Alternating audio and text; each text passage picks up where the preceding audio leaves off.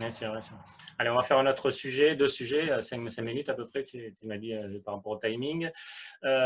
Donc, la quête du directeur sportif, parce que bon, c'est ça, en fait, c'est un directeur Mm. sportif Le qui va. super directeur. Ouais, un super directeur sportif qui mettrait chacun héros juste à la ligue. Et donc, ce directeur sportif serait en fait un Zubizarreta qui serait écouté et qui vendrait. Un vrai directeur sportif, en gros, quoi. Ouais, peut-être qu'il aurait un peu plus de pouvoir que Zubizarreta. Après, Zubizarreta, comme l'explique tout le temps Mourad, c'est un mec qui était habitué au FC Barcelone, où Ouais, chacun a un poste précis, donc il est bien encadré, il fait uniquement ce qu'il a à faire et il dépasse pas. Alors qu'en France, c'est pas forcément comme ça que ça marche. Il faut un peu s'imposer, jouer des coudes, et quand tu as Rudy Garcia en face, c'est pas évident. ouais, c'est sûr, je le connais. Moi, quand il était à Dijon, j'étais journaliste là-bas, donc je Ouais, sais. il débutait à Ouais, Dijon. il était à National. Mais bon, on voyait quand même qu'avec la presse, c'était déjà un peu compliqué. Donc, enfin, bon, ouais. Il avait déjà la même langue de bois qu'il a maintenant, ou il n'avait pas encore Total, parlé ouais, à ce moment-là? totalement. Après, moi, quand il est arrivé, j'étais content parce qu'on voyait le grand professionnel qui s'y connaissait. Bon, après, c'était du national, hein, c'était pas l'OM. Voilà. Mais c'est vrai que bon, il avait quand même, avec les journalistes, il avait une distance, et il donnait vraiment ce qu'il Hmm. voulait. Donc voilà. Donc, ça, Bon, j'aurais. après, ça, j'ai envie de te dire, ça, c'est juste pour notre métier, mais c'est pas très important par rapport aux résultats, on s'en fout un peu. Ce qui compte, c'est les résultats sportifs et que tu dises la vérité aux gens et aux joueurs. Après, moi, Rudy Garcia, juste, je fais une petite parenthèse, quand l'OM annonce qu'ils prennent Rudy Garcia, moi, je suis content, hein. Pour moi, c'est un bon choix de Ah prendre bon. Rudy Garcia pour lancer le projet. Après, le problème, c'est qu'ils n'ont pas, Jacques-Henri Hérault a pas senti quand c'était en train de partir en sucette et il n'a pas anticipé, quoi. S'il n'avait pas prolongé et que Rudy Garcia était parti en fin de saison de lui-même, ça aurait été quand même beaucoup plus simple et ça aurait fait beaucoup moins de problèmes. Oui, tout à fait, tout à fait. Oui. En plus, ouais, il avait fait cette finale Europa League, donc ça serait arrêté là. Bon, le bilan n'aurait pas été Ouais. si mauvais que Il ça. avait un an de contrat encore, hein, après. Ah ouais, non, c'est vrai. Donc le directeur sportif, donc bon, moi j'ai fait l'analyse comme ça, c'est qu'effectivement, vu la phase 2 du projet de McCourt, qu'il faut vendre, il faut faire rentrer de l'argent, il faut faire du trading, donc acheter des jeunes joueurs et les revendre pour les valoriser. Donc le portrait, enfin le post qu'a fait Jacques Herrero sur LinkedIn, enfin, j'ai analysé un peu la chose, c'est Olivier Piqueux, quoi. Donc Ah, euh, ça colle pas mal. ça colle pas mal. Donc, donc du coup, cette rumeur Olivier Piqueux, enfin, du coup, on pensait que c'était fait, puis là, ça, apparemment, ou alors c'est encore en négociation, mais a priori, il veut venir avec son staff élargi. Est-ce que c'est vraiment ça, ou est-ce ou alors l'OM n'arrive pas à le convaincre, Olivier Piqueux, ou alors est-ce qu'il y en a d'autres qui sont derrière, et quel Non, type de directeur sportif peut y venir? moi, de ce que j'en sais, c'est pas qu'ils n'arrivent pas à le convaincre, c'est que pour l'instant, ils attendent, ils sont un peu en attente, ce qui peut paraître surprenant. Mais je me demande si en fait le club n'attend pas d'avoir cette décision du fair play financier D'accord. pour avancer. Mais bon, le problème, c'est qu'ils sont en train de perdre beaucoup de temps, que même si le mercato international n'a pas encore ouvert ses portes, le franco-français, c'est lundi, et on parle peut-être de début juillet pour le reste, j'en sais rien, c'est pas sûr. Même avant la Donc, fin du championnat et de la Ligue des Champions. c'est possible, c'est possible. Pour l'instant, c'est pas acté de toute façon. Donc, le seul truc, c'est que pour l'instant, jusqu'au 30 juin, il y a un mercato franco-français. Je ne sais pas si ça va servir à quelque chose, on verra bien. Après, pour la suite, on ne sait pas, mais ça se travaille en amont. Là, Olivier Piqueux, il y a les pour et il y a les contre. Moi, j'ai fait un article où j'ai pris juste le côté qu'est-ce qu'il a fait à Angers sur les 5 dernières années depuis qu'ils sont arrivés en Ligue 1.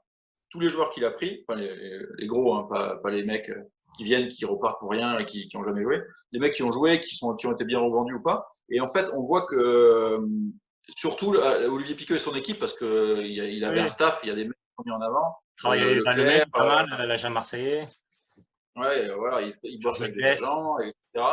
Et en fait, là où il a été fort, je trouve, surtout, c'est de prendre des joueurs libres ou pas chers. Mm. En fait, il a senti les coups de mecs un peu en fin de contrat, etc.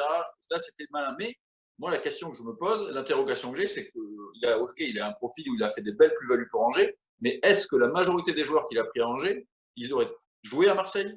Ils se seraient imposés à Marseille? C'est ça la différence. Là, il change de dimension. Angers, c'est un club familial, avec certes de l'ambition, mais une pression qui n'a rien à voir avec l'OM. Les Endoy et compagnie, Toko et Kambing, quand il arrive de Sochaux, je suis pas sûr qu'il s'impose à Marseille, hein.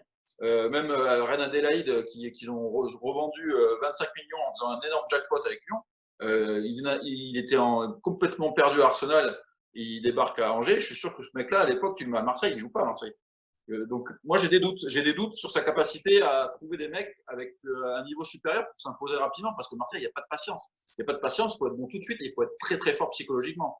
Parce que comme, je ne sais plus qui c'est qui disait ça, je crois que c'était dans une interview, un jour, tu es une chèvre et la semaine d'après, tu es le plus beau du monde. Donc, il faut être armé pour vivre ça. Et Angers, c'est plus calme quand même.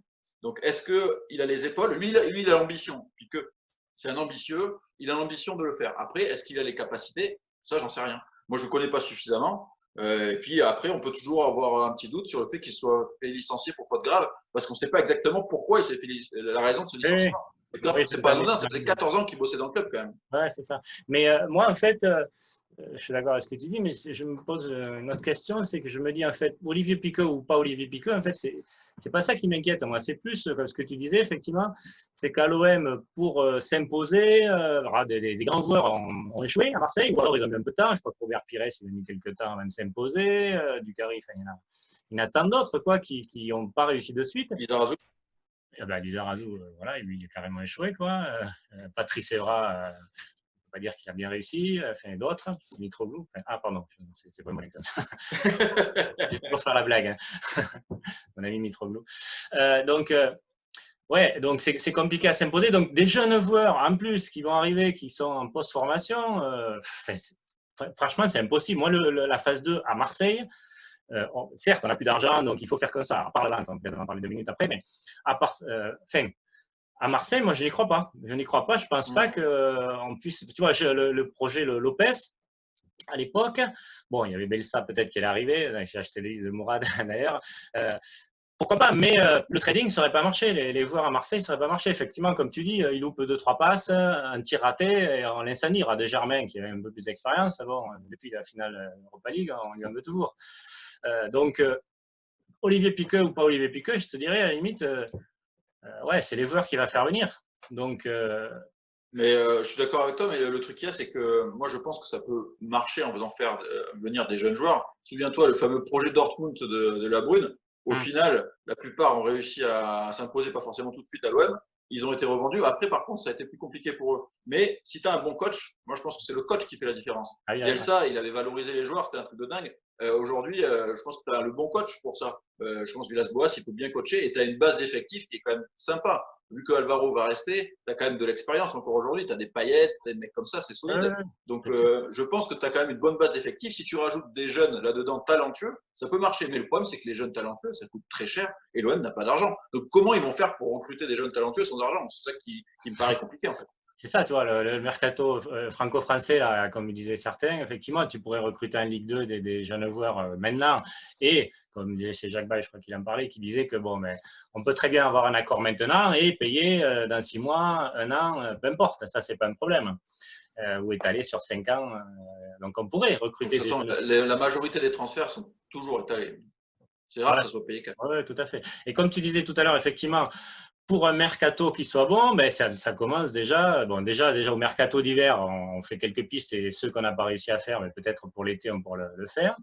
Et ensuite, ben déjà en février, en mars, on fait les premiers. Bon, là, certes, il y avait le Covid, c'était compliqué, mais on fait les premiers contacts. Et en avril, ça s'accélère. Et après, il faut 2-3 mois peut-être pour finaliser une transaction. Donc là, bon, AVB, il a son réseau, a priori. Il a quelques joueurs qui sont.